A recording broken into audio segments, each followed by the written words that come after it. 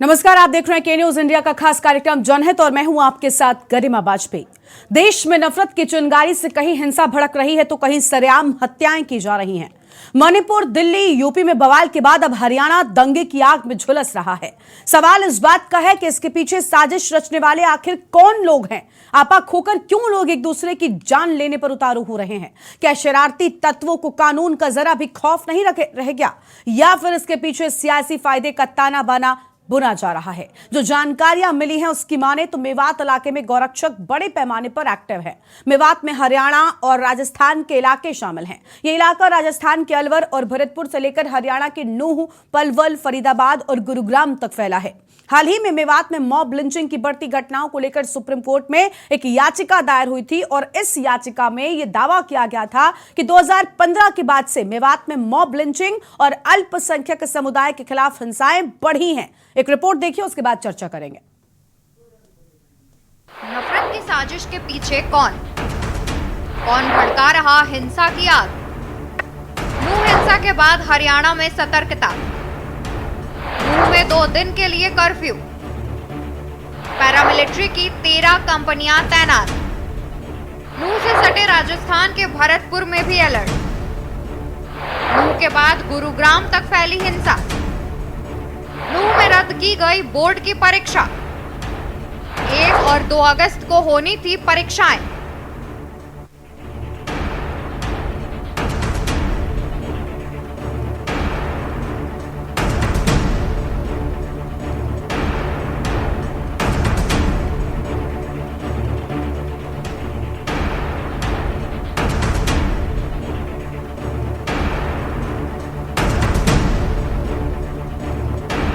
हरियाणा के नूह में विश्व हिंदू परिषद की ब्रज मंडल यात्रा के दौरान हिंसा और बवाल के बाद तनाव बना हुआ है। नूह में 2 दिन के लिए कर्फ्यू लगा दिया गया है। हालात पर काबू पाने के लिए पूरे इलाके में पैरामिलिट्री की कंपनियां तैनात की गई हैं।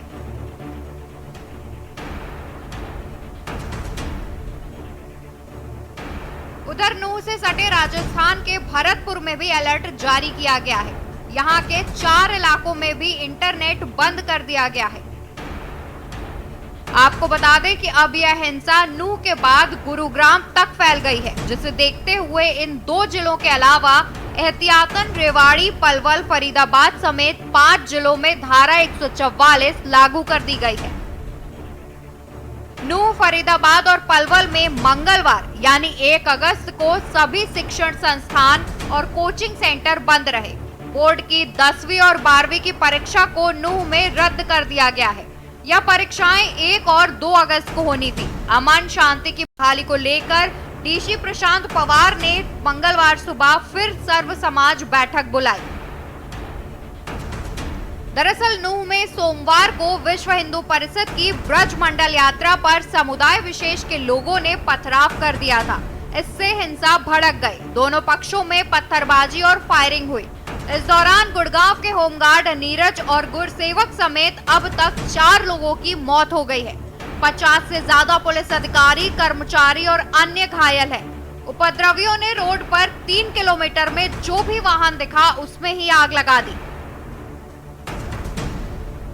इसके बाद 500 से अधिक लोगों ने बस से टक्कर मार साइबर थाने की दीवार तोड़ी और अंदर घुस गए। घायल 112 की गाड़ियां जला दी, अंदर तोड़फोड़ की, आग लगाने का प्रयास किया। कुछ दुकानों में लूटपाट के बाद आग लगा दी। हीरो बाइक के शोरूम से 200 बाइक लूटी। शोरूम में तोड़फोड़ की, कर्मचारियों को पीटा। नारे तकबीर, अल्लाहू अकबर।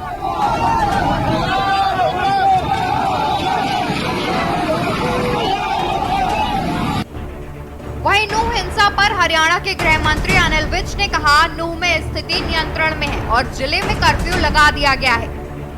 दोनों समुदाय लंबे समय से नूह में शांतिपूर्वक रह रहे हैं। इसके पीछे एक साजिश है। जिस तरह से पत्थर, हथियार, गोलियां मिली, ऐसा लगता है कि इसके पीछे कोई मास्टरमाइंड है।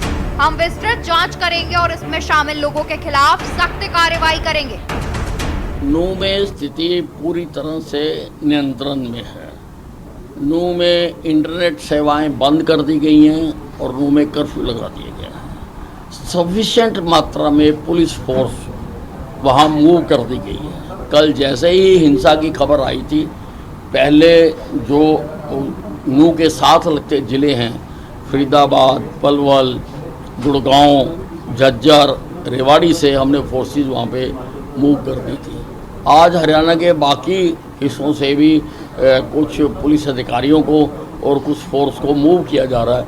वहाँ पर एक एक सेक्टर बना के एक एक आईपीएस को जिम्मेवारी दी जा रही है। हमारे डीजीपी पीके अग्रवाल खुद मौके पर पहुँच चुके हैं और स्थिति को उन्होंने नियंत्रण में ले रखा है। तनाव बना ना सिर्फ बहुत दुर्भाग्यपूर्ण है लेकिन बहुत पीड़ादायक भी है, क्योंकि हरियाणा के अंदर इस तरह का घटना कोई इतिहास नहीं रहा है।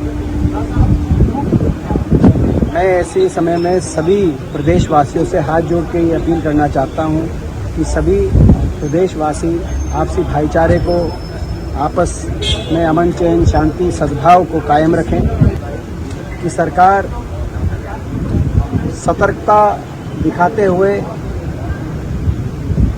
जहाँ भी बलों, पुलिस प्रशासन और बल को तैनात करने की आवश्यकता हो वहाँ पे तैनात किए जाएं और सतर्कता दिखाए सरकार। कहीं ना कहीं सतर्कता कल भी दिखाई जाती और पुलिस प्रशासन की तैनाती होती तो ये घटना टल सकती थी। बता दें कि सोमवार को नूह में रात 8:30 बजे प्रशासन की ओर से शांति समिति की बैठक बुलाई गई थी। हालांकि वह बैठक समावेशी रही थी। जानकारी के मुताबिक भिवानी के एसपी नरेंद्र बिजारणिया को नूह जिले की अतिरिक्त जिम्मेदारी दी गई है। नूह में स्थिति फिलहाल शांतिपूर्ण बताई जा रही है। हालांकि जिले में धारा 144 लागू है। मंदिर और मस्जिद पर हमले के बाद हरियाणा में कई जगहों पर पूजा स्थलों के आसपास सुरक्षा कड़ी कर दी गई है। पुलिस और प्रशासन शांति सुनिश्चित करने के लिए दोनों समुदायों के प्रमुख सदस्यों के साथ बैठकें कर रहे हैं। नूह और गुरुग्राम के अलावा सोहना, पटौदी और मानेसर इलाकों में इंटरनेट सेवाएं निलंबित कर दी गई। नूह में भड़की दो समुदायों की हिंसा का असर सोहना तक दिखाई दी थी। सोहना के अंबेडकर चौक में काफी संख्या में दुकानों, रेस्टोरेंट्स, वाहनों और ठेले टपरी में आगजनी की गई थी। राज्य के सभी जिलों में मस्जिदों और संवेदनशील इलाकों के बाहर सतर्कता बढ़ाई गई है। नूह में इंटरनेट सेवा भी 2 अगस्त तक बंद कर दी गई है। हरियाणा के अंदर मेवात में जो कल घटनाएं हुई है वो बढ़ती जा रही है। 6 जिलों के अंदर धारा 144 लागू हो चुकी है। इंटरनेट व्यवस्था बंद हो चुकी है। स्कूल, कॉलेज, कोचिंग सेंटर बंद किए जा चुके हैं। मैं हरियाणा की जनता से अपील करना चाहूंगा कि भाईचारा बना के रखें, आपस में एक दूसरे की मदद करें। ये जो साजिश हुई है, इन साजिशों में ना फंसे। मैं खट्टर साहब आपसे निवेदन करना चाहूंगा कि आपकी व्यवस्था, कानून व्यवस्था पूरी तरीके से फेल है। हरियाणा ऐसा प्रदेश नहीं था। आपके गृह मंत्री वित्त साहब कह रहे कि ये घटना की इंजीनियरिंग की है। इंजीनियरिंग करने वाले किसी भी समुदाय के हो, उनको जेल के अंदर भेजे। हरियाणा की कानून व्यवस्था को कायम रखे। हरियाणा की जनता से, मेवात की जनता से, गुड़गांव की जनता से, रेवाड़ी की जनता से, फरीदाबाद की जनता से मैं अपील करना चाहूंगा, भाईचारा बना कर रखे। नूह में हुए घटनाक्रम का असर पूरे प्रदेश में देखने को मिला। नूह से सटे सोहना में भी 2 समुदायों के लोगों के बीच जमकर पथराव हुआ था। इसके अलावा बहादुरगढ़ में बजरंग दल कार्यकर्ताओं ने सेक्टर 9 मोड़ पर जाम लगाने का प्रयास किया था। नूह में तनाव के बाद गुरुग्राम के सेक्टर 57 में एक निर्माणाधीन बिल्डिंग में कुछ लोगों ने आग लगा दी थी। बताया जा रहा है कि बिल्डिंग के बेसमेंट में एक मदरसा चलाया जा रहा था। दमकल विभाग की 2 गाड़ियां मौके पर पहुंची और आग पर काबू पाया गया। इस आगजनी में एक बाइक भी जल गई। प्रशासन और सरकार का कहना है कि घटना दुर्भाग्यपूर्ण है। नूह में स्थिति नियंत्रण में है। जिम्मेदार लोगों के खिलाफ कानूनी कार्रवाई की जा रही है। शोभा यात्रा के दौरान हुई झड़प और घटना के पीछे कारणों का विश्लेषण किया जा रहा है। कुछ लोगों को गिरफ्तार भी किया गया है। नूह के पुलिस उपायुक्त की अध्यक्षता में हिंसा के बाद दोनों समुदायों के बीच बैठक हुई। इस दौरान स्थानीय प्रशासन के साथ कई राजनीतिक और सामाजिक लोग मौजूद रहे थे। फिलहाल स्थिति नियंत्रण में है। स्पेशल डेस्क, के न्यूज इंडिया।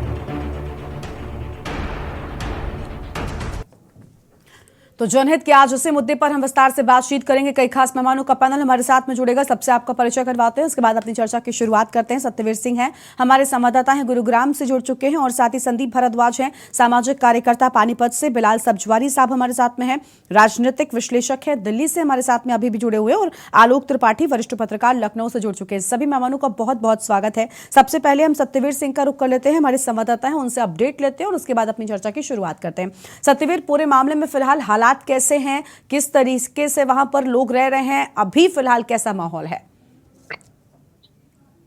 मैं आपको बता देना चाहता हूं कि हर साल एक शोभा यात्रा यहाँ से गुड़गांव से जाती है, जो नल्लड़ मुंह के अंदर पड़ता है, वहां पर जाती है। जब ये शोभा यात्रा जा रही थी, उसी समय दो पक्षों में भारी झड़प हो गई, और कुछ ने बताया कि ये प्री प्लानिंग था, और इसमें सीआईडी और पुलिस का भी कुछ ऐसे बताया जाता कि पूरा उनको पड़ताल नहीं थी, और उनकी भी कमी बताई जा रही है। क्योंकि बता देना चाहते हैं कि एक दिन पहले यहाँ पर एक वायरल हुआ था मैसेज कि वहां पर जो मोनू मानेसर वहां पर जा रहा है, और मोनू मानेसर ने पहले 2 मुस्लिमों की हत्या की थी। इसके पीछे बैकग्राउंड है, और उसी हत्या के पीछे मुस्लिम समुदाय पहले से ही इस बात से नाराज था कि मोनू मानेसर यहाँ पर ना आए, और कुछ लोगों ने यह अफवाह फैलाई कि मोनू मानेसर वहां पर आने वाला है।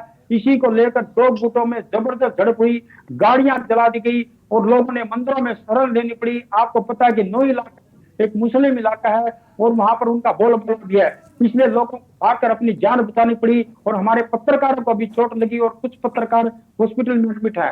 उसके बाद ये दंगा फैलता फैलता कल शाम को सोना में पहुंचा। सोना चौक के ऊपर भी दोनों ग्रुपों में काफी झड़प हुई, मगर पुलिस ने इसको जल्दी ही कंट्रोल कर लिया गया, और पैरामिलिट्री पुलिस की 13 बटालियन वहां पर पहुंच चुके हैं, जिसमें सीआरपीएफ है, बीएसएफ है, और आईटीबीपी है, वहां पर पहुंच चुकी है। फ्लैग मार्च आज यहाँ पर किया गया है, सोना में फ्लैग मार्च किया गया है। गुड़गांव का डीसी और नौ का डीसी, गुड़गांव का डीसी है। ठीक है, यानी अभी फिलहाल हालात जो हैं वो उस तरीके के ही नजर आ रहे हैं, क्योंकि जिस तरीके की हिंसा हुई थी उन तस्वीरों को पूरे देश ने देखा है। अब आगे अपनी चर्चा की शुरुआत करते हैं। बिलाल सब्जवारी साहब हैं, राजनीतिक विश्लेषक, दिल्ली से जुड़ चुके हैं। इनका स्वागत बिलाल जी आपका।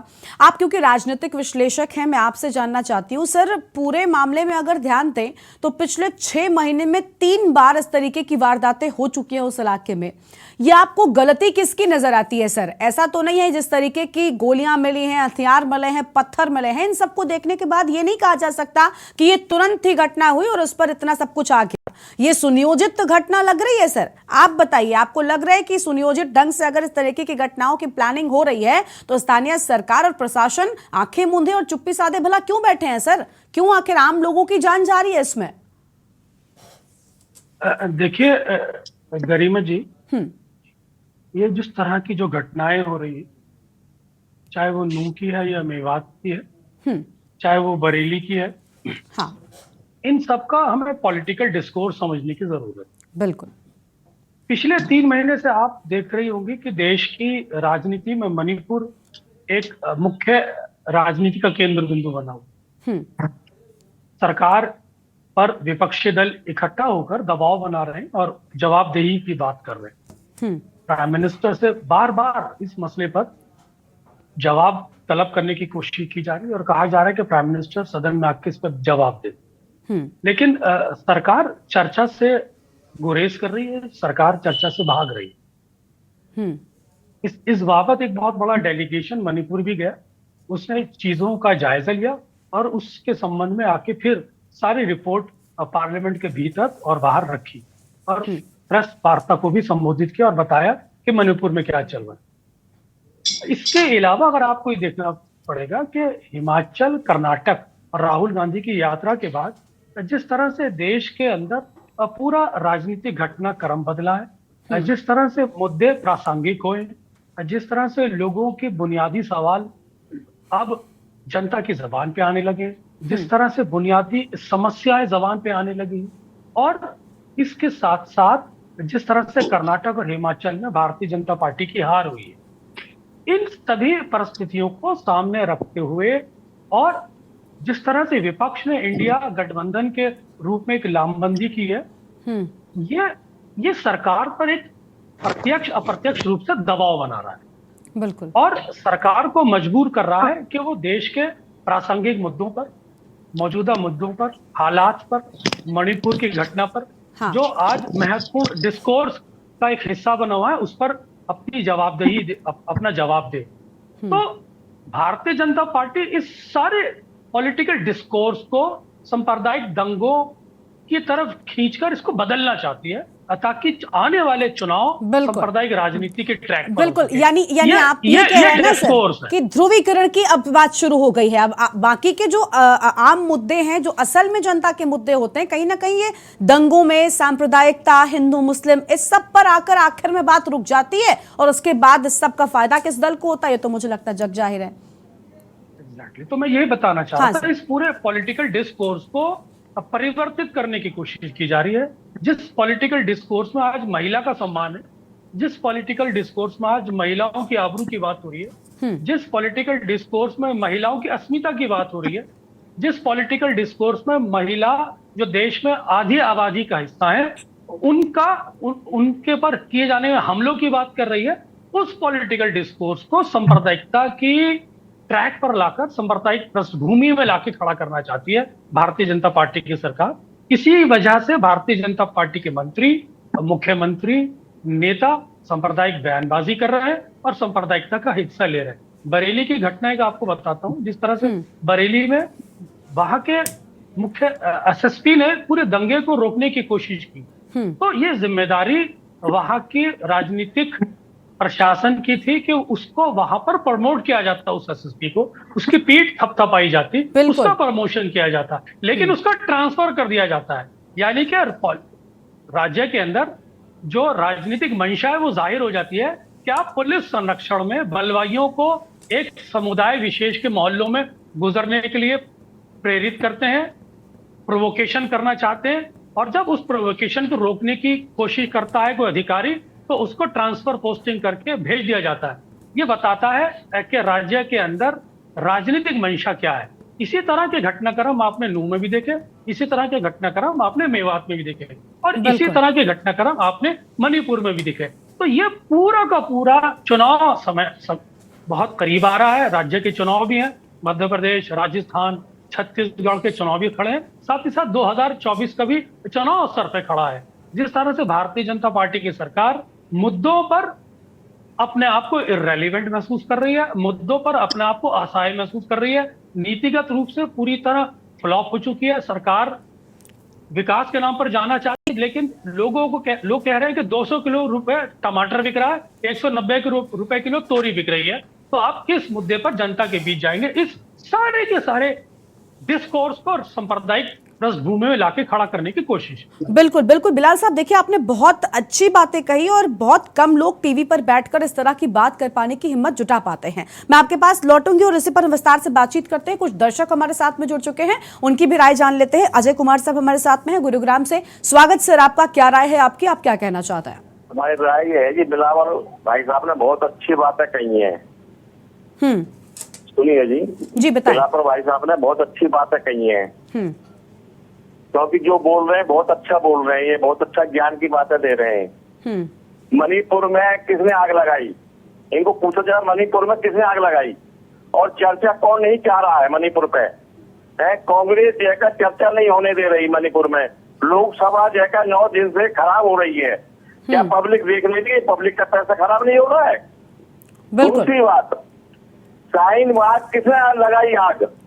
ठीक है, ठीक है, बहुत शुक्रिया अजय जी आपका अपनी बात यहाँ पर रखने के लिए। और दर्शक हमारे साथ में हैं, उमेश जैन साहब हमारे साथ में मेरठ से जुड़े हुए हैं। उमेश जी स्वागत, आपका भी क्या राय है आपकी?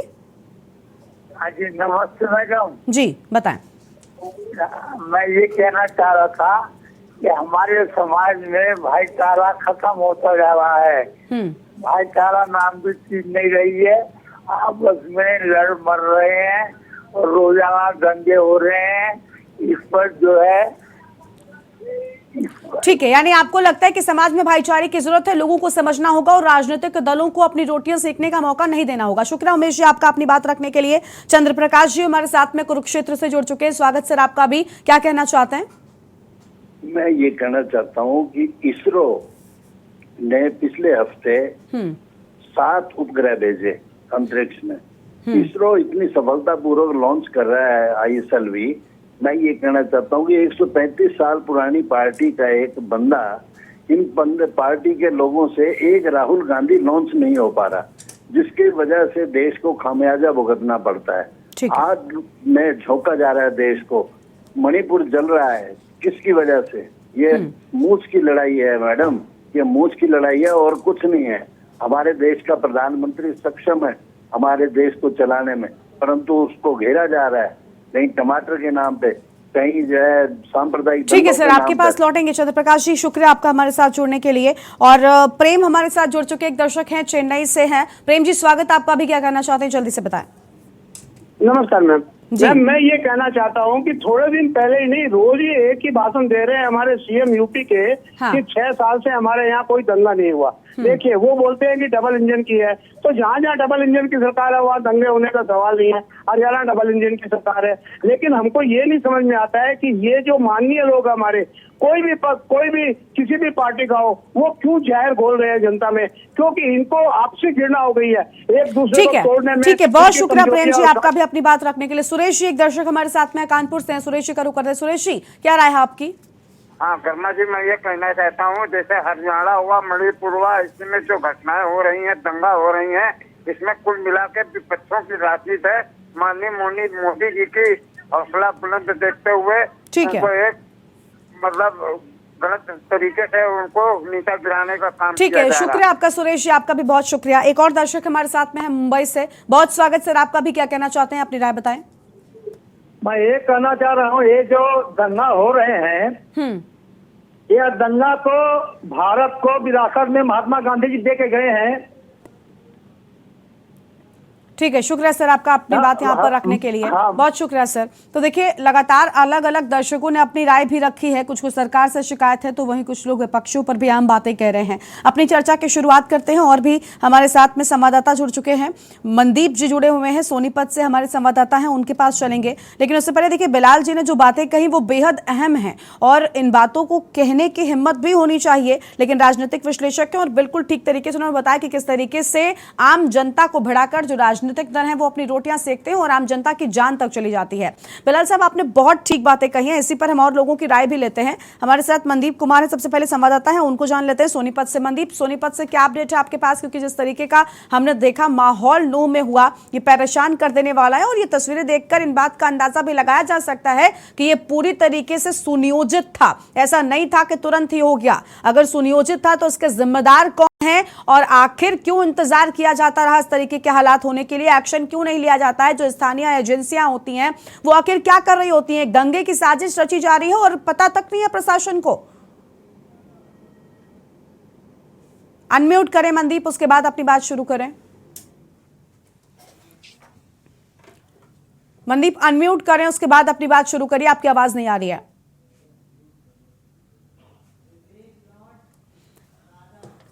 मैं सबसे बता देना चाहता हूँ, आवाज आ रही है? जी बोलिए, अपनी बात कंप्लीट करिए जल्दी से। मैं सबसे पहले आपको बता देना चाहता हूँ, धारा 144 सोनीपत में भी लगा दी गई है। जत्था ब्रज मंडल यात्रा में शामिल होने गया था सोनीपत की ओर से भी, जो सुरक्षित लौट आया है। सोनीपत के उपायुक्त पुलिस आयुक्त मुख्य वीरेंद्र सिंह ने धारा 144 लगाते हुए 20 दिन के लिए सभी जलसों और जालसा पर सब रोक लगा दी गई है। ठीक है मनदीप जी, आपके पास लौटेंगे। आलोक त्रिपाठी जी हमारे साथ में जुड़े हुए हैं, वरिष्ठ पत्रकार, लखनऊ से हैं।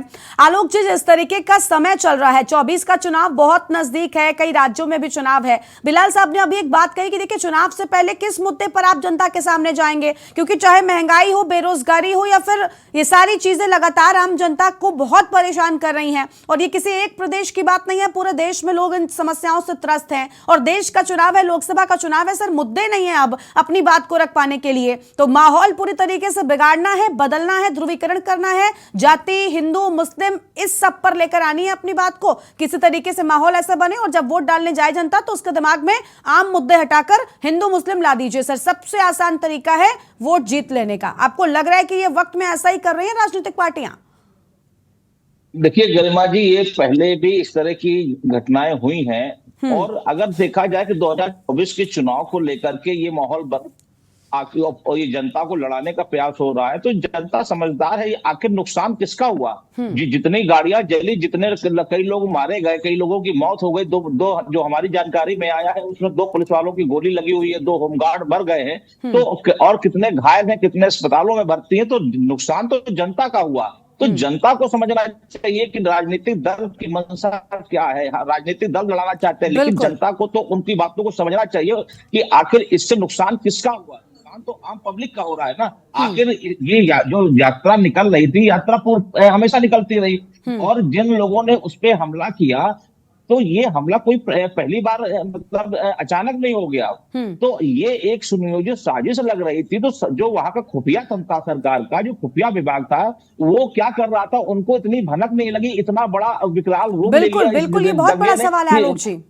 जी, तो ये सरकार कहीं ना कहीं ये फेलवर है, और प्रशासनिक जो पुलिस प्रशासन है उसने इसको हल्के में लिया। शायद उनको जानकारी नहीं थी कि ये इतना बड़ा रूप ले लेगी, इतना नुकसान होगा, कितनी गाड़ियों को आग लगा देगी, मतलब इतनी परीक्षाएं निरस्त करनी पड़ी, कितना भविष्य बच्चों का चौपट हुआ। तो ये एक बहुत बड़ी प्लानिंग थी दंगे को रूप देने के लिए, और ये जो खुफिया विभाग था उसमें कहीं फेलवर है। तो सरकार ठीक है, बिल्कुल बिल्कुल। देखिए, आपने भी बिल्कुल ठीक बातें कही आलोक जी की। देखिए, जनता को ही समझना होगा, क्योंकि ये जनता के ही मतलब की बात है, और नुकसान सिर्फ और सिर्फ जनता का होता है। खास मेहमान हमारे साथ में लगातार बने हुए, हम बात कर रहे हैं कि किस तरीके से नूह में हिंसा हुई, और आखिर जिम्मेदार हाथ पर हाथ धरे और आंखें मूंदे क्यों बैठे रहे, क्योंकि आम लोगों को भुगतना पड़ता है। संदीप भारद्वाज जी के पास जाएंगे, सामाजिक कार्यकर्ता है, पानीपत से लगातार बने हुए। संदीप जी, स्वागत आपका भी। संदीप जी, आप बताइए, आप एक सामाजिक कार्यकर्ता हैं, समाज में भाईचारा होना चाहिए, चाहे हिंदू हो या मुस्लिम हो। हर जगह की हम खबरें ऐसी भी बताते हैं जहां पर भाईचारे की मिसाल कायम की जाती है। ये आम जनता भला बहकावे में क्यों आ जाती है, क्यों इस तरीके की घटनाएं होती हैं सर, और कौन से लोग होते हैं जो इस तरीके की घटनाएं समाज में करते हैं, जिसके बाद आम जनता को भुगतना पड़ता है? आज 2 दिनों के लिए इंटरनेट बंद हो गया सर, परीक्षाएं थी स्थगित कर दी गई, न जाने कितने लोगों का शेड्यूल बिगड़ गया, कितने परिवार घरों में कैद होने को मजबूर हो गए। कब आखिर जनता को समझ में आएगा राजनीतिक पार्टियों का यह असली खेल? गरिमा जी, मैं आपके दर्शकों, आपके माध्यम से, आपके चैनल के माध्यम से बताना चाहूंगा कि जो ये इंसिडेंट हुआ है, इसके जो घाव हमें देंगे, समाज में जो घाव लगेंगे, वो आने वाले कितने वर्षों तक आपसी भाईचारे में जो अड़ोस पड़ोस में दोनों समुदाय के लोग रहते हैं, वो उसको भुगतेंगे, क्योंकि हमारे बच्चों में भी ये बात जाएगी। और हम इस चीज को हमें समझना चाहिए। जैसे त्रिपाठी जी की बात से मैं सहमत हूँ, ये सरकार का बहुत बड़ा फेलियर है। भाई, सरकार को क्या सीआईडी विभाग, क्या खुफिया विभाग सोया हुआ था? बिल्कुल, ये जैसे बता रहे हैं भाई, पहले भी यात्रा हुई है इस तरीके से, और जिस तरीके से मैंने देखा सोशल मीडिया पे दोनों समुदाय के कुछ लोग, वो चंद लोग हैं भड़काने वाले, कुछ हमारे भी लोग हैं या दूसरे पक्ष के भी लोग हैं, जो लोग इसको भड़काते हैं। मैं सभी साथियों से विनती करना चाहूंगा, हमें इस बात को समझना चाहिए भी वो कौन लोग हैं, क्योंकि किसी अड़ोस पड़ोस में जिसका नुकसान होगा, जो हमारे व्यक्ति मरे हैं, जो 2 होमगार्ड मरे हैं, उस परिवार को ये दंश पूरी जिंदगी झेलना पड़ेगा। भाई, किस वजह से ये हुआ था और कैसे हुआ था? तो मैं तो बताना चाहूंगा आपके दर्शकों को भी, भाई हमें समझना होगा पूरे समाज को, और इस सरकार को जिस ये तरीके से समाज को भड़का रही है या भटका रही है, या एक तरीके से मैं कहना चाहूं कि भाई आप खुफिया तंत्र लेके इतना बड़ा, एक तरफ तो हम चांद पे जा रहे हैं, भाई हम अपने उपग्रह छोड़ रहे हैं, हम इसरो के माध्यम से हमारा नाम है पूरी दुनिया में। बिल्कुल, लेकिन दूसरी ओर आम जनता इस तरीके की साजिशों का हिस्सा बन पा रही है, और उसको हिस्सा बनाकर किस तरीके से उसका ही नुकसान हो रहा है, ये बात बहुत समझना जरूरी है। बिल्कुल, आपके पास आएंगे संदीप जी, और मेहमान हैं उनको जोड़ लेते हैं, इसके बाद आपके पास वापस से लौटेंगे। मनदीप हमारे साथ में लगातार बने हुए। मनदीप, एक बार जल्दी से 144 धारा बताया जा रहा है लागू कर दी गई है, इसको लेकर क्या अपडेट है आपके पास? मनदीप, मनदीप के पास आवाज नहीं पहुंच रही है मुझे लगता है। हमारे साथ में अमिताभ ठाकुर साहब भी जुड़ चुके हैं, पूर्व आईपीएस हैं, लखनऊ से हमारे साथ में फोन लाइन पर है। अमिताभ जी, स्वागत आपका भी आज की हमारी चर्चा में। आपसे हम जानना चाहेंगे कि सर, देश में वर्तमान हालातों से आप रूबरू होंगे और आप जिस तरीके से काम करते हैं मुझे लगता है आपको ये भी पता होगा सर, आम जनता को कब तक इस तरीके से पीसा जाता रहेगा और आम जनता ऐसी हिंसक घटनाओं में शिकार बनती रहेगी और राजनीतिक पार्टियों की रोटियां सिकती रहेंगी। सर, कुछ कहेंगे आप इन ताजा हालातों पर? देखिए, मैं इसमें वही बात कहूंगा। मैं समझता हूँ अभी संदीप भारद्वाज जी जो बात कह रहे थे, मुझे उनकी बात वाजिब लगी, मैं उनकी बात सुन रहा था जी। और मुझे लगता है कि चूंकि कुछ सरकारें इतनी ज्यादा कम्युनल ढंग से काम, मैं कम्युनल शब्द कहूंगा, सांप्रदायिक ढंग से काम कर रही हैं। मैंने बल्कि कुछ दिन पहले मैंने हमारी जो उत्तर प्रदेश की सरकार है उसको देख लीजिए, आप वहां की सरकार देख लीजिए, हरियाणा की। उत्तर प्रदेश की सरकार पूरी तरह कम्युनल ढंग से काम कर रही, वही हरियाणा की स्थिति है। अपनी बात कहने को तो कुछ भी कह लें, लेकिन इसमें कोई शक नहीं है। एक देखिए, SR Bombay versus union of India एक केस हुआ था माननीय सुप्रीम कोर्ट में। संदीप चूंकि जो है अधिवक्ता है, संदीप जी जानते होंगे। उस केस में सुप्रीम कोर्ट ने बहुत स्पष्ट किया था कि हमारी गवर्नमेंट पूरी तरह सेक्युलर है। और सेक्युलर का क्या अर्थ है वो एक्सप्लेन किया था। कहा था कि सेक्युलर अगर गवर्नेंस नहीं होगी तो गवर्नमेंट को बर्खास्त किया उसका धारा 356 का प्रयोग हो, यह उन्होंने स्पष्ट शब्दों में कहा था। हम और आप जानते हैं कि आप उत्तर प्रदेश की सरकार देख लीजिए, आप वहां की सरकार देख लीजिए, कितनी ज्यादा ही नॉन सेक्युलर, पार्टीजन, बायस्ड और प्रेजुडिस्ड फंक्शनिंग इनकी हो रही है। इससे हम सभी सहमत हैं, सब अवगत हैं। अब पार्टी जन चूंकि देखिए, मान लीजिए किसी का घर जल रहा है और हमारी खेती लहलहा रही है, यदि हम उस आधार पे चले तो एक अलग बात है। आप उसको डिफेंड करेंगे क्योंकि आप उससे लाभान्वित हो रहे हैं, उसका सीधा लाभ आपको मिल रहा है। आप लोगों को बांट के जो है अपनी खेती चलाना चाह रहे हैं। लेकिन ईमानदारी की यदि बात की जाए तो ये पूरी तरह डिविजिव वर्ल्ड में जा रहे हैं। ठीक है। और एसआर बोम्बई का केस हो या इंदिरा नेहरू गांधी का केस हो, जिसमें सुप्रीम कोर्ट ने फिर कहा था कि सेक्युलरिज्म हमारी एक अनिवार्यता है, आवश्यकता है और उसका पालन नहीं होने पर कार्रवाई होनी चाहिए। ठीक है अमिताभ जी, देखिए ये बात तो साफ हो गई कि नफरत का बीज आखिर कौन बो रहा है, फायदा इसमें किसका है, ये बात समझ में आती है। अगर आप ध्यान से समझेंगे तो ये समझ जाएंगे कि आखिर इस सब से किसका फायदा होने वाला है। लेकिन बात ये ना, मैं आपसे ये भी जानना चाहती हूँ कि सर, एक प्रशासन होता है, स्थानीय पुलिस प्रशासन होता है, खुफिया एजेंसीज होती हैं, इतनी बड़ी घटनाएं हो जाती हैं सर, इतने सारे पत्थर लोगों के घरों की छतों पर मिल गए। ऐसा तो नहीं है कि ये तुरंत आ गए सर, ये इकट्ठा किए गए थे, सुनियोजित ढंग से यहां पर इस घटना को अंजाम दिया गया और सब कुछ फेल हो गया। आपका खुफिया तंत्र, सारी एजेंसियां, आपके स्थानीय पुलिस प्रशासन, सब फेल। इस सब के पीछे क्या ये सब भी मिले हुए हैं? क्या हो क्या रहा है सर? देखिए गरिमा जी, मैं इस पे एक बात कहूंगा।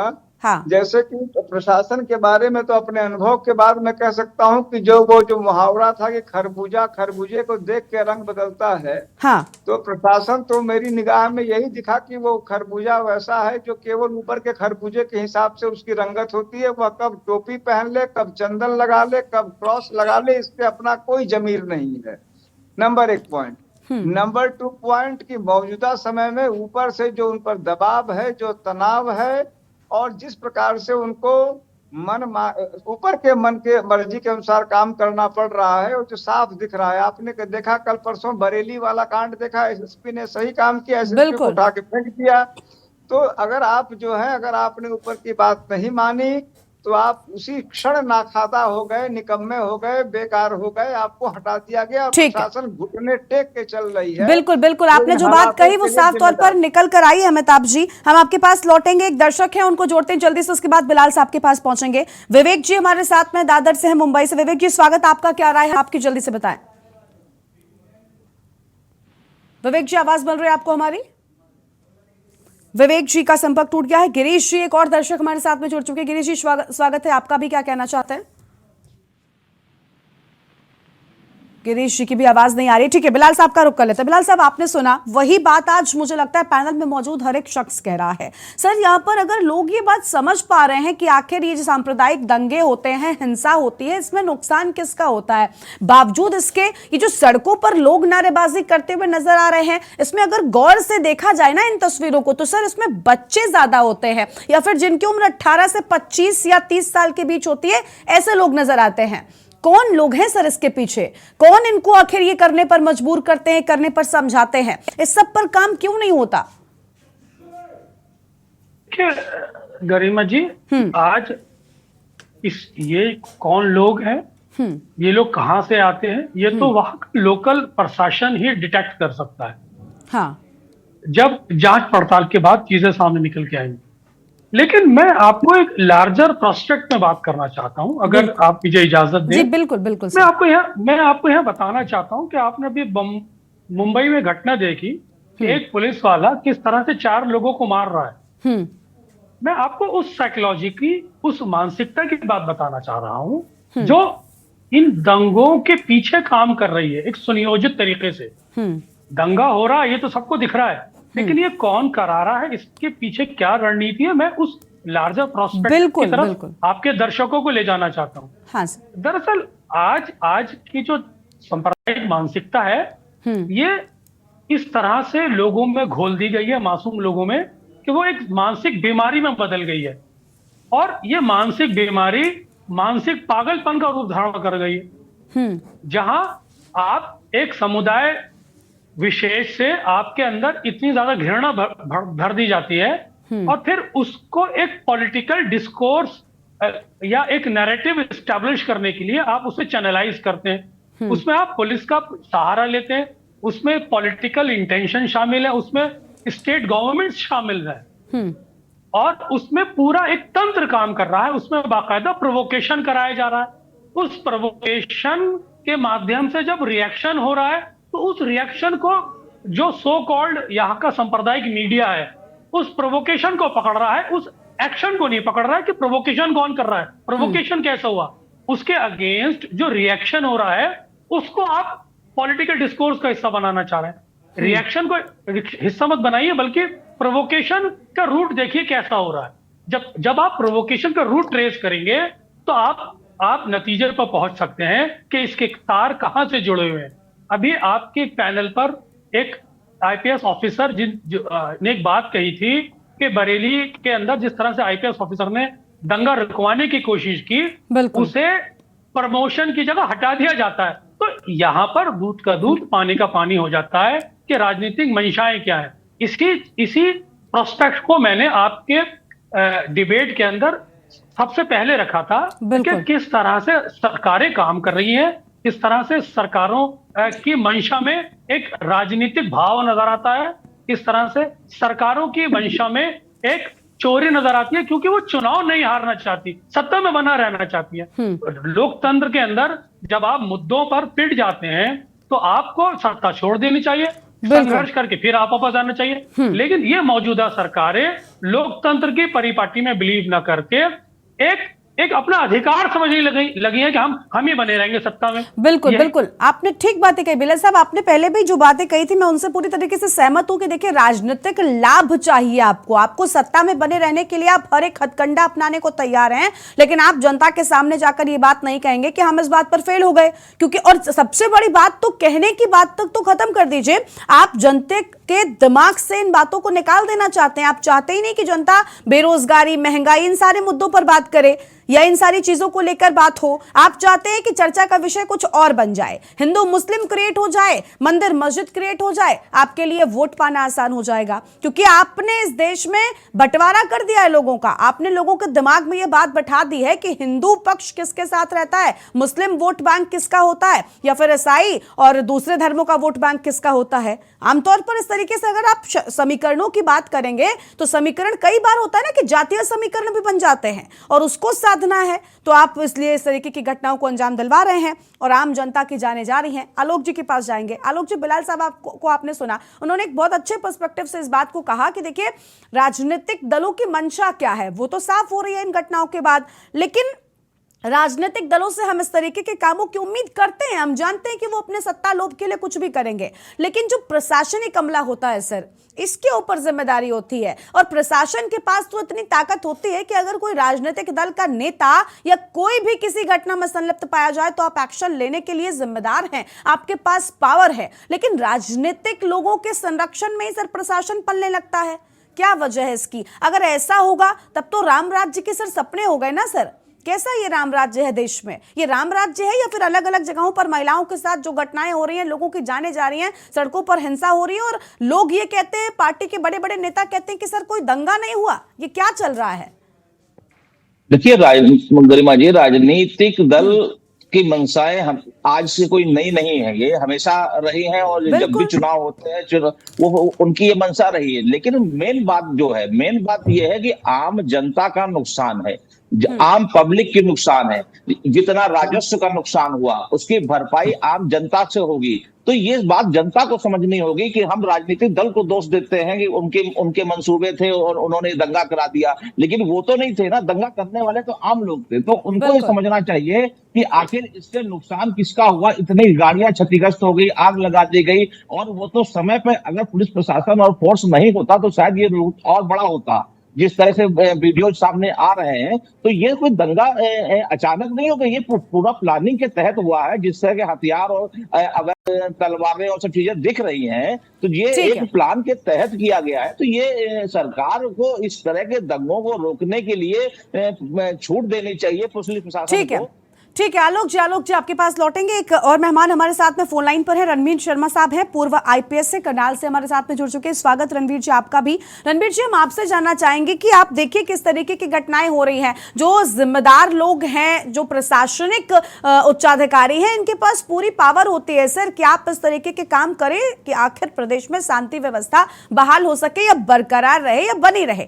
क्यों ऐसा नहीं होता है सर? राजनीतिक दल कुछ भी करे, प्रशासन के पास तो पूरी छूट होती है ना कि आप जांच कराइए, आप देखिए, खुफिया एजेंसियों को एक्टिव कराइए कि दंगों की प्लानिंग कौन कर रहा है। सर प्रशासन भी फेल होता हुआ दिखाई देता है। मैं आपकी बात से सहमत हूं मैडम। इसमें 3-4 चूकें बहुत बड़ी बड़ी हुई हैं। सबसे पहली चूक है हमारी सीआईडी इंटेलिजेंस जिसे बोलते हैं, वो उन्होंने इस वाकया को या इस यात्रा को, शोभा यात्रा को, और दूसरा जो मोनू है मानेसर, इनके बारे में उन्होंने अपनी इंटेलिजेंस गैदर की या नहीं की, ये तो आगे उनकी जवाबदेही तय करेगी या जांच तय करेगी। लेकिन मुझे लग रहा है इनका बहुत जोरदार फेलियर रहा कि भी इतने सारे, कम से कम 2,500-3 हजार लोग पहाड़ों पे चढ़ के मंदिर पे या शोभा यात्रा पे उन्होंने अटैक किया। और ये कोई 1 मिनट का तो खेल है नहीं, उन्होंने कम से कम भी 1 हफ्ते से प्लानिंग की होगी। सोनू यात्रा लेकर के इधर आ रहा है और हमारे जुनैद का जो है बदला लेने का समय, इस तरह से लोगों को उन्होंने भड़काया है। पहली बात इंटेलिजेंस का फेलियर है। दूसरा फेलियर है जो फिलहाल वहाँ पे डीसीएसपी का सिस्टम है, उसका बड़ा भारी फेलियर है कि उन्हें पता था इस यात्रा पे आमतौर पे जो कि हिंदू मुस्लिम एकता के बारे में थी और उसमें मुसलमानों का शामिल ना होना जो इस बात को जाहिर करता था कि भी अकेले हिंदू यात्रा निकालेंगे, तो उन्होंने सुरक्षा जो प्रबंध होने चाहिए थे मिनिमम 3 लेयर के। एक होता है outer layer. Outer layer mean हमारे जो भी रोड उस नू के चारों तरफ आ रहे हैं या पहाड़ के बाहर से भी आ रहे हैं, उन नोहों पे नाकाबंदी और गश्त लगाना। नंबर 2, दूसरी लेयर हमारी होती है जो मंदिर के कम से कम 500 किलोमीटर के पैरामीटर में एक फोर्स को लगा देना, नाका लगा करके कि भी कोई बाहर के आदमी यहाँ आगे ऐसी बदतमीजी ना करे। तीसरा होता है इनर, मतलब जो जुलूस जा रहा है उसके साथ पूरी संख्या में पुलिस बल का होना, जिससे कि अगर कोई ऐसी बात होए तो पुलिस जो है ना वहाँ पे दंगाइयों का मुकाबला कर सके।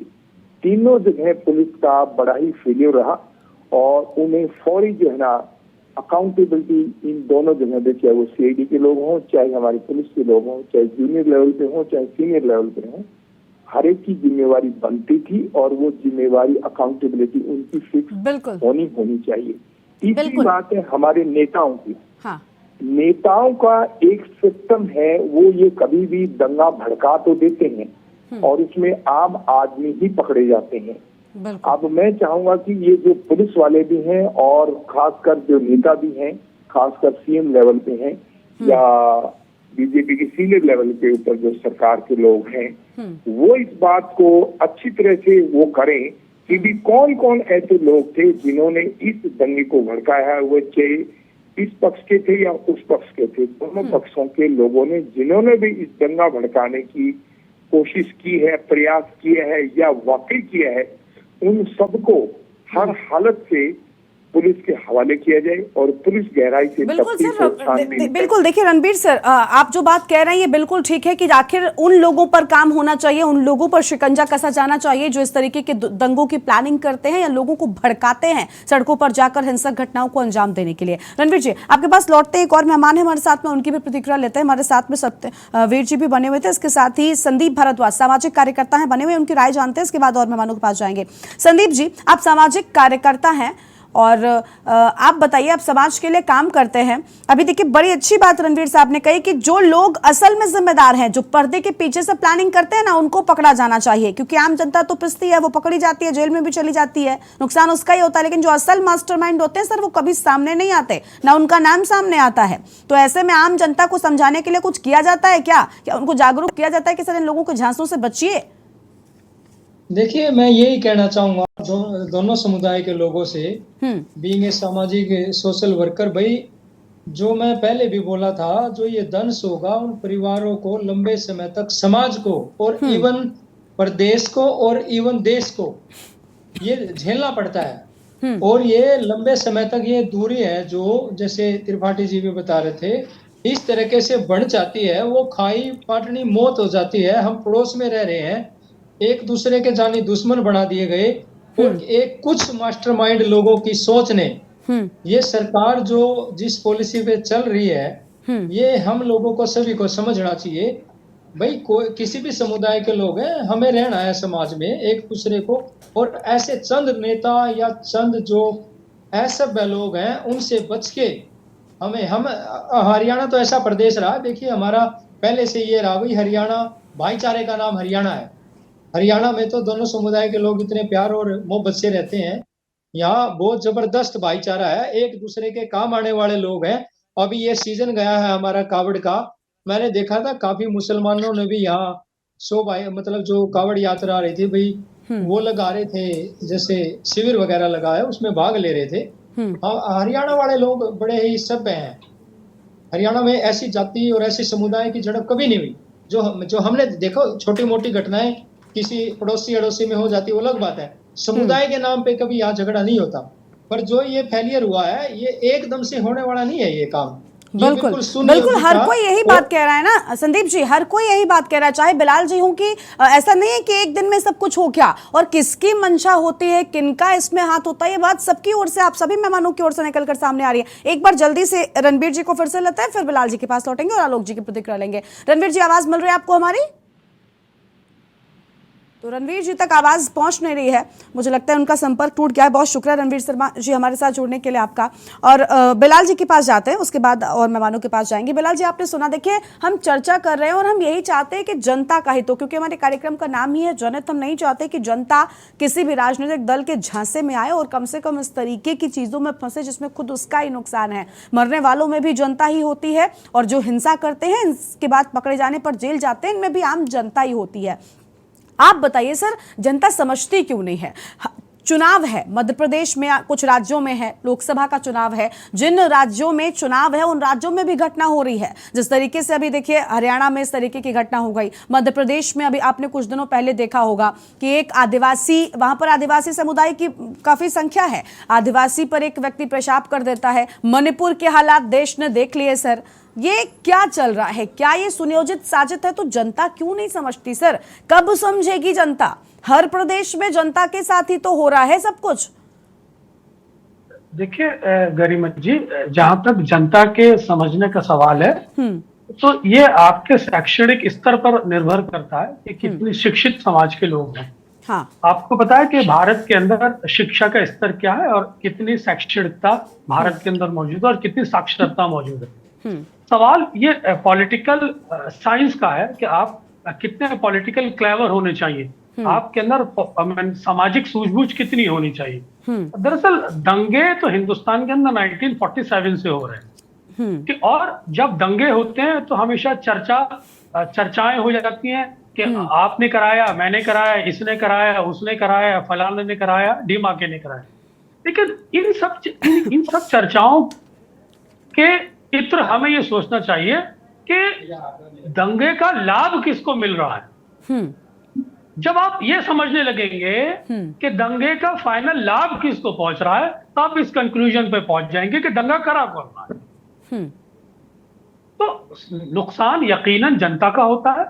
आपके हमारे बच्चे स्कूल नहीं जाते, स्कूल बंद किए जाते हैं, उनके ऊपर एक मानसिक दबाव झेलते हैं और वो एक मानसिक प्रताड़ना झेलते हैं, वो एक सफोकेशन फील करते हैं, उनके टाइमिंग्स खराब होते हैं।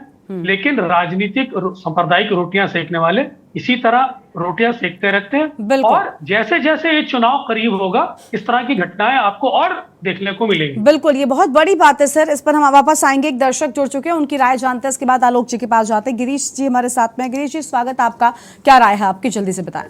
कि देश की सरकार को अगर सुनाई दे रहा हो, दिखाई दे रहा हो, मैं एक दिन पहले भी बोल चुका हूँ, देश के प्रधानमंत्री और राष्ट्रपति से अपील कर चुका हूँ, और आज वो सब बातें सामने भी हैं। देश में बच्चे स्कूल में गला बच्चों को काटे दे रहे हैं, देश में सुरक्षा गार्ड रेलवे में जनता को भूने दे रहे हैं, सड़कों पर आग लग रही है, जनता को मारे डाल रही है। क्या यही अच्छी कानून व्यवस्था है सरकार की? देश में 1,55,000 करोड़ का जो कर्जा आया है और जो आज में करोड़ों लाखों करोड़ रुपया जो इन्वेस्टमेंट आया है वो प्रॉफिट के रूप में बाहर जा रहा है। उसके साथ और एजेंसियां भी देश में आ गई हैं। तो सरकार सावधान हो। किसी का पैसा लेना बहुत आसान होता है, लेकिन उनके साथ जो और लोग भी आते हैं उनको झेलना मुश्किल होता है। देश में चारों तरफ आग लगी हुई है, पूरी तरह फेल है सरकार, पूरी तरह फेल है संविधान। बिल्कुल बिल्कुल। देखिए, आपको लग रहा है कि सरकारें फेल हो गई हैं, दर्शक भी यही कह रहे हैं सर कि अब तो सरकारें फेल हो गई हैं, सरकारों को नजर नहीं आता क्या? हालांकि जो हमारे यहाँ पर सभी मेहमान हैं वो क्या कह रहे हैं वो भी निकलकर सामने आ रहा है। आलोक जी के पास चलते हैं। आलोक जी, बिलाल जी ने भी यही कहा ना कि देखिए शैक्षिक स्तर व्यक्ति का कैसा है ये भी देखना बहुत जरूरी होता है, क्योंकि आप में सोच और समझ आपकी तभी बढ़ेगी जब आप शिक्षित होते हैं, या फिर आपको समझ है कि आखिर जो दंगे हो रहे हैं क्यों हो रहे हैं, कौन करा रहा है। और जो सबसे आखिर में उन्होंने बात कही, ये बहुत बड़ी बात है कि आने वाले वक्त में, क्योंकि चुनाव जैसे जैसे नजदीक आएगा ऐसी घटनाएं और बढ़ेंगी सर। देश जल रहा है और लोग चुप बैठे हैं। मणिपुर पे भी हमने देखा, सरकारें चुप बैठी नहीं सर। वीडियो वायरल हुआ तब मामला गरमाया, मीडिया के माध्यम से चीजें सामने आई, तब लोग बोल रहे हैं। विपक्षी अब अड़े हुए लेकिन लोग पीछे हट रहे हैं सर। अगर विपक्षी कह रहे हैं, मैं तो कहती हूँ प्रधानमंत्री को आना चाहिए और जवाब देना चाहिए। और सबसे बड़ी बात ये, मणिपुर की जो घटना हुई इस पर सवाल उठाए गए, विपक्षियों ने सवाल उठाए। मैं इस बात से नहीं वो हूं कि दूसरे राज्यों में जहां पर सत्ता बीजेपी का सरकार नहीं है वहां पर इस तरीके की घटनाएं नहीं हो रही हैं, अन्य राज्यों में भी हो रही हैं। लेकिन जो मामला सामने आया है उस मामले पर कार्रवाई करने के बजाय, उस मामले पर बोलने के बजाय, अपने जिम्मेदारी सुनिश्चित करने के बजाय आप ये कह देते हैं कि सर आपके राज्य में भी तो हो रहा है, आप क्यों नहीं बोलते? बिल्कुल गरिमा जी, देखिए चाहे मणिपुर की घटना रही हो, चाहे पश्चिम बंगाल रहा हो, चाहे अब हरियाणा रहा हो, घटनाएं जो भी हैं ये देश के लिए बददुआ दाग है और इससे आम पब्लिक को, आम जनता को नुकसान है और देश की छवि धूमिल होती है। तो इस पे एक्शन होना चाहिए। इस तरह के दंगाइयों, देखिए ये जो दंगा में जो जिस तरह की भीड़ दिख रही है, ये जो एज होती है इस एज में लोग बहक जाते हैं। तो वहां शिक्षा का तो महत्व है ही है, क्योंकि अभी भी बहुत बड़ी संख्या ऐसी है जो शिक्षा से वंचित है और शिक्षित नहीं है, और या शिक्षा की तरफ उनका रुझान नहीं है। तो इस पे भी फोकस करना चाहिए। लेकिन जिस तरह से दंगाइया सुनियोजित तरीके से हुआ, छतों के ऊपर लोग प्री प्लान से बैठे हुए थे, पत्थर रखे हुए थे, ईंटें रखे हुए थे, तो ये लगता है जैसे एक उनकी योजना थी, योजनाबद्ध। जब कोई योजनाबद्ध तरीके से काम करेगा तो उसको रोकना उसी तरीके से आपको योजना बनानी पड़ेगी। बिल्कुल। और देखिए प्रशासन को बहुत एक्टिव होना पड़ेगा सर। माफी के साथ आपको यहाँ पर रोक रही हूँ, हमारा पास वक्त कम है फिलहाल, हमारी चर्चा को हमें यहीं पर रोकना पड़ेगा। आप सभी मेहमानों का बहुत बहुत शुक्रिया